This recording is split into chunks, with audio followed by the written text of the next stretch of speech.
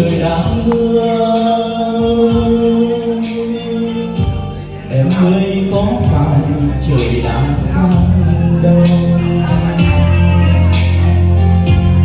Mùa đông giá băng anh đang chờ, mùa đông ái ân anh đang tìm màu áo cưới cho em. Ô hay mắt tình lại buồn hay sao,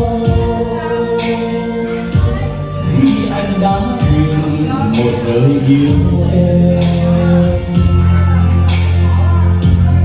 Dù cho nét son môi phai màu, dù cho mắt xanh kia hững hờ, và dù năm tháng vội vã ta quen biết nhau khi tàn xuân, ta yêu thiết tha khi nghèo xa.